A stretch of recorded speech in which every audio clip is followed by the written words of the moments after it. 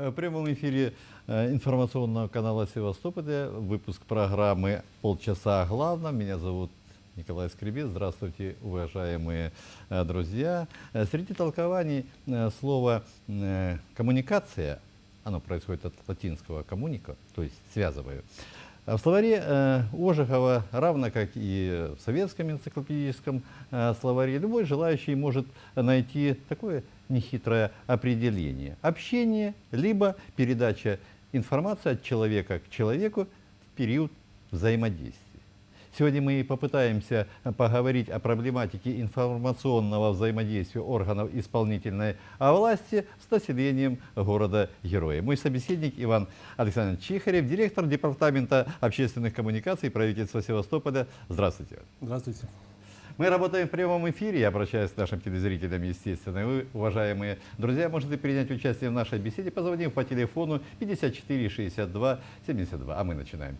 Иван Александрович, вы 1,5 года в должности, но об этом мы поговорим чуть позже. А сейчас поделитесь впечатлениями. Каким вам показался Севастополь, севастопольцы? Как идет процесс вашего конституирования в городскую общину?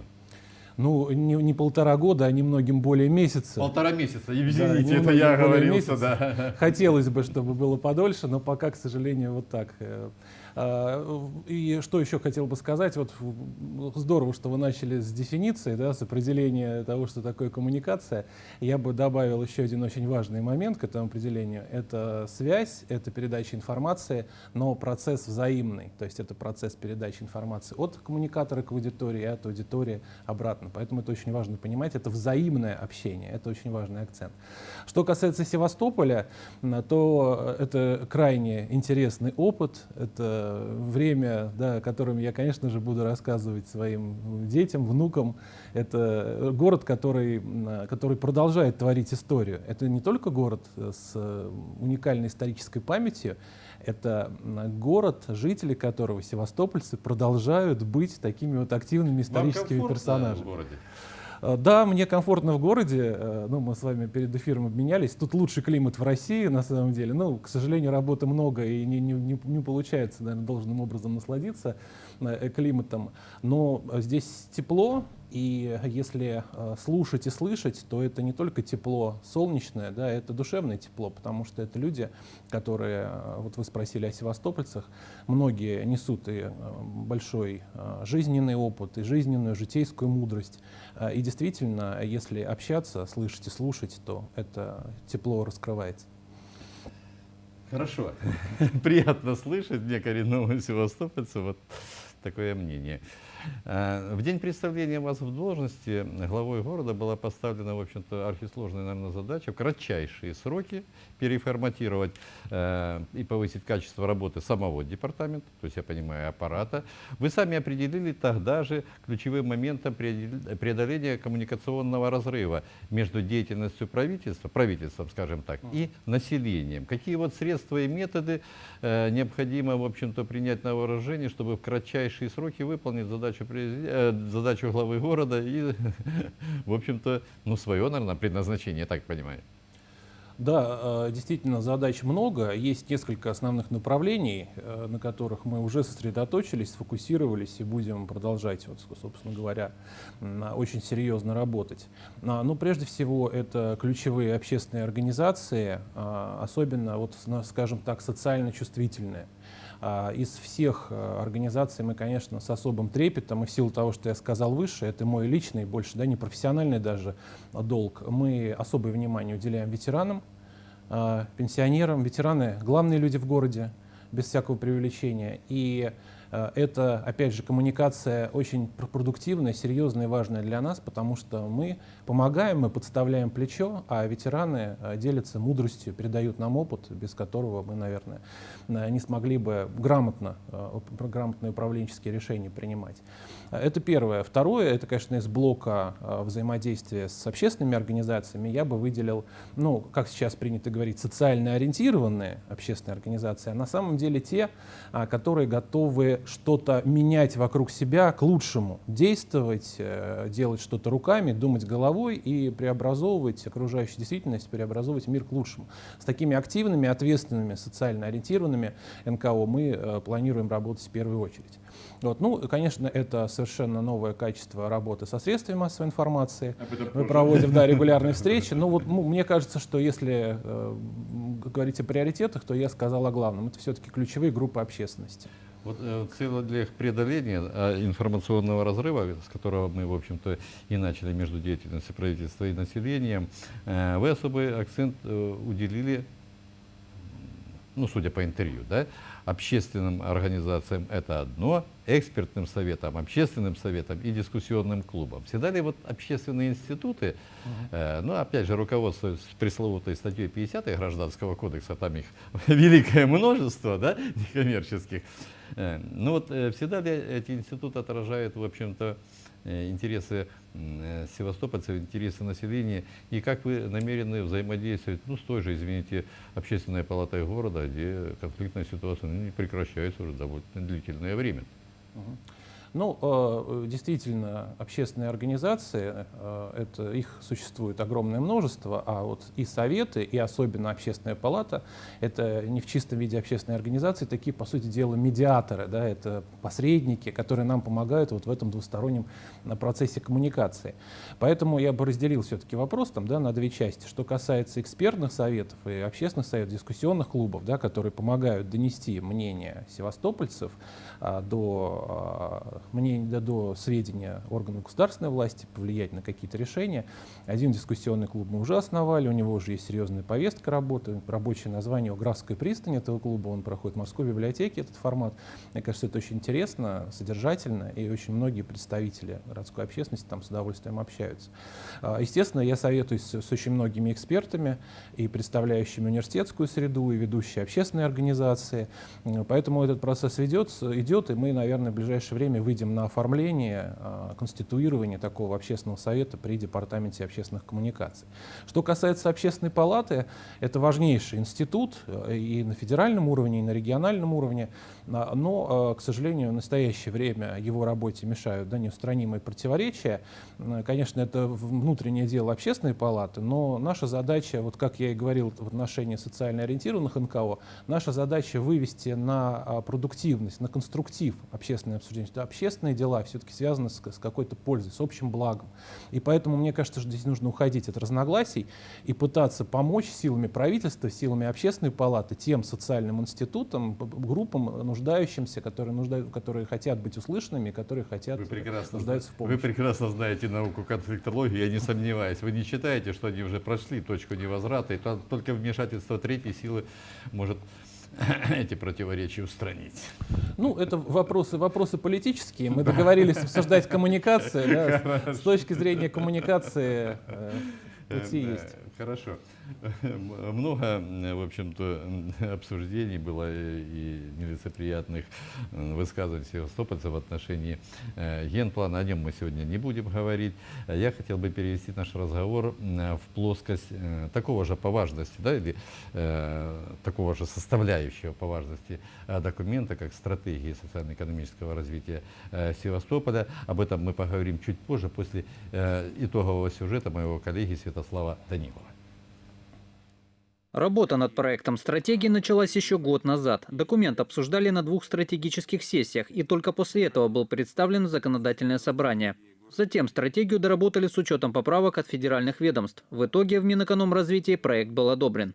Проект стратегии касается всех сфер жизни города. Согласно документу, предусмотрено строительство современных медицинских объектов, инфекционной больницы, онкологического диспансера, больницы скорой помощи. До 2030 года построят 20 детских садов и школ, на благоустройство городской среды выделят почти 10 миллиардов рублей. Кроме того, ожидается двукратный рост экономики города, увеличение инвестиций в 2,5 раза, в частности, судостроение и судоремонт порядка 7 миллиардов рублей, в дороге Севастополя 20 миллиардов рублей. С июля прошлого года над социально-экономическим развитием города правительство Севастополя работало совместно с законодательным собранием. Принятие этого документа, без которого невозможно представить будущее города, поддержал и командующий Черноморским флотом Александр Витко. Теперь, когда проект приняли, правительство Севастополя будет приводить 20 федеральных программ в соответствии с целями и задачами стратегии и специальными поручениями президента. Согласно распоряжениям Владимира Путина, на 3 ближайших года Севастополю выделено дополнительно 7 миллиардов рублей. Эти деньги пойдут на строительство 70 социальных объектов. Одновременно будет формироваться и городской бюджет на 2018 год. Дмитрий Овсянников подчеркнул, по результатам выполнения стратегии руководитель города будет ежегодно отчитываться перед законодательным собранием. Святослав Данилов, Анатолий Кукса, Михаил Волобуев, информационный канал Севастополя. А ваша точка зрения, почему и население, и депутаты, в общем-то, восприняли этот проект, да, и закон, стратегию самопринятую, да, по-деловому спокойно, без надрыва, без каких-то митингов и шествий? Я не думаю, что это всего лишь, такой подарок губернатору к годовщине его пребывания в должности. Видимо, здесь серьезная коммуникационная работа заложена. Без всякого сомнения, вообще в современном обществе стратегические документы, связанные с видением будущего, это как раз-таки те документы, и в процессе разработки которых общество или какие-то значимые его части должны сплачиваться, должны договариваться о достижимом будущем. И, в общем-то, в процессе это разработка стратегии коммуникационный, коммуникативный процесс. И в данном случае мы видели, конечно, и очень содержательную, серьезную работу, и экономический анализ, и расчет, но и правильно выстроенную коммуникацию. И политическую коммуникацию, и коммуникацию с общественностью. Но мы в вашем сюжете видели, что, собственно говоря, этот документ, безусловно, социально ориентирован. Да? Мы чуть выше говорили, опять же, о социальной значимости, да, коммуникации, общения. И здесь говорится о конкретных, не только о каком-то там будущем эфемерном, а о конкретном, количественном, количественной оценке социальные объекты, их строительство и так далее. То, что действительно преобразует нашу жизнь к лучшему. Мы в нашей передаче всегда даем приоритет нашим телезрителям. Телефонный звонок. Мы вас слушаем. Добрый вечер. Здравствуйте. В первую очередь мне бы, конечно, хотелось поздравить информационный канал Севастополя с тем, что выходят новые программы, новые эфиры. Замечательно, так приятно вас смотреть, слушать, поздравляем. Спасибо. В преддверии выборов хотелось бы задать вопрос о доверии к власти, на конкретном примере. По инициативе Департамента земельных и имущественных отношений в районных судах города в массовом порядке идут суды по отчуждению земельных участков граждан России, даже которые добросовестно приобрели. Неужели вы считаете, что такое попрание законов укрепляет уважительное отношение к исполнительной власти? В преддверии выборов можем ли мы рассчитывать, что наши права будут защищены и наш голос будет услышан? Спасибо вам огромное. Я надеюсь, и в дальнейшем можно будет звонить и задавать прямые острые вопросы, и мы найдем помощь и отклик. Мы очень в вас верим. Спасибо большое. У нас и тема сегодня обратной связи в том числе. Да? Да, ситуация действительно довольно сложная, жалоб в нашу редакцию поступает много. Мы, естественно, будем разбираться с этой ситуацией. Там уже люди некоторые дошли до Европейского суда по правам человека. Я думаю, нам надо все-таки решать такие вещи на месте. Ваша точка зрения, и мы говорили об экспертных сообществах, да, экспертных советах. А будет ли у вас такой совет из юристов города и адвокатов? Кстати, созвучно со звонком. Хотел бы, во-первых, присоединиться к поздравлениям, да, в адрес того, что действительно телеканал обновляется, освежается и становится действительно по-настоящему интересным. Что касается, и здорово, да, что действительно есть такая обратная связь, есть возможность у людей задать острые вопросы, поэтому постараюсь ответить, да, в пределах своей компетенции, максимально, так скажем, ответственно на этот вопрос. Но, конечно, он, на мой взгляд, находится исключительно в правовой плоскости, в правовом поле. Даже та острота вопроса, возникшая, она, наверное, не дает возможности предположить, что это кто-то делает специально, так сильно репутационно рискуя. Да? То есть, конечно, это вещь сугубо в плоскости законодательства Российской Федерации. Массовый характер носит. Да. И мне здесь остается только выразить надежду, что наши судебные инстанции проявят здесь максимальную компетентность и приверженность закону, безусловную. С одной стороны. С другой стороны, вот мы, связывая с предыдущим сюжетом, мы должны понимать, что вот сейчас с появлением стратегического видения развития города, вот это изменение статуса там, земель по генплану, оно приобретает тоже несколько иной смысл. Теперь понятно, почему, ради чего и так далее. То есть, вот, допустим, в аналогичных случаях, когда, допустим, в Сочи, да, были при строительстве объектов олимпийских, тоже там незаконную собственность изымали или предлагали как-то места перемещения, люди видели, люди понимали, что на место этому приходит современная инфраструктура, город развивается. И вот на это мне тоже бы хотелось бы понадеяться, на это хотелось бы надеяться, увидеть, что действительно мы делаем это во имя каких-то серьезных изменений. То есть, на нахождение этих процессов в правовом поле, и изменения к лучшему. Я убежден, да, что власть с такими, значит, с риском таких репутационных потерь ни в коем случае не делала бы этого, если бы не была уверена, что все это совершенно правильные, юридически выверенные действия. Ну, здесь, наверное, все-таки исполнительные власти не столь задействованы, то сейчас Шарль де Монтескье в гробу перевернется, да, автор теории разделения власти, все-таки отдадим Божьему, то есть судопроизводством мы будем разбираться, наверное, и в рамках программы «Имеем право», у нас есть такая передача. Ну вот, смотрите, правильно гласит поговорка: благими намерениями путь услан, и население уже видело вот такие, с одной стороны, благие пожелания, да, вот по северной стороне, когда ликвидировали гаражи, и все машины перекочевали теперь в спальные районы, там не проехать, не пройти уже, не просто не проехать. То есть здесь все-таки экспертное сообщество, наверное, должно в первую очередь оценивать все масштабные риски. Опять-таки, это процесс коммуникации. Вы совершенно правильно выше сказали, что необходимо учесть все пожелания. Комиссия работает, она продолжила свою работу, все замечания учитываются, и я думаю, что я сам уделил внимание работе этой комиссии, и, в общем-то, мне кажется, что процедура организована правильно, и мы исключим какие-то ошибки и, главное, нарушение интересов граждан, законных интересов граждан. Спасибо. Телефонный звонок, мы вас слушаем. Добрый вечер. Добрый вечер. Будьте любезны. Все, вы меня слышите. Я поняла. Первый вопрос. Пожелайте, пожалуйста, нашему господину Овсянникову больше находиться среди людей и слышать их, а не находиться в вакууме. В противном случае выборы могут быть провалены. Это первое. Второе. Когда появятся наши севастопольские специалисты в правительстве города Севастополя?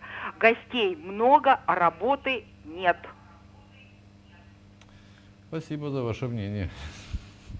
Да, ну, по первому вопросу, действительно, может быть, у правительства и у временно исполняющего обязанности Дмитрия Владимировича не всегда хватает времени, потому что действительно огромный объем, мы об этом тоже сегодня говорили, очень много дел, но хочу вам сказать, что есть абсолютно точное, полное понимание того, что общаться нужно, что слушать и слышать — это необходимость, и поэтому я действительно, если Дмитрий Владимирович мой совет примет, я, конечно, бы ему советовал всячески встречаться, общаться с людьми, и так же, как и вы, считаю, что это принципиально важно, и особенно важно в Севастополе. Что касается приезжих специалистов, я сам приехал из Москвы, то я думал, что это, наверное, такой вот город, где чаще всего говорят, да, фразу «понаехали», но на самом деле все-таки как в Севастополе так часто слышать не приходилось. Мне кажется, что здесь важнее всего работа, правильная работа. И на тех участках, где обязательно нужна экспертиза, мнение, собственно говоря, знание местной фактуры, такие специалисты правительством, конечно же, принимаются, привлекаются. И вот буквально сегодня, если говорить о моем департаменте, я подписал приказ о приеме на работу местного специалиста, молодого, перспективного, так что с большим удовольствием будем сотрудничать, и для этого мы открыты. И то, что мы говорили об экспертных советах, о ветеранах, мы открыты вообще к общению. И в данном случае, мне кажется, что более правильный тезис, что мы все граждане России, и в Крыму, в Севастополе, где очень важен, да, тезис об историческом воссоединении, это нужно понимать. Потому что вот это вот разделение, оно, кроме того, что действительно дискредитирует, может быть, где-то приезжих, да, причем только по принадлежности, да, местный и не местный, но и, в общем-то, бьет по имиджу Севастополя, как города воссоединившегося, да, и как региона воссоединившегося с Россией. А здесь происходит такое совершенно, мне кажется, исторически ненужное разделение в общественном сознании. Мы делаем общее дело. Да, да. Это болезнь роста.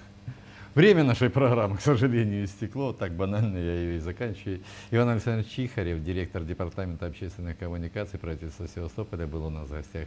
Спасибо за участие Спасибо. в этой передаче. Всего вам самого доброго. Еще встретимся.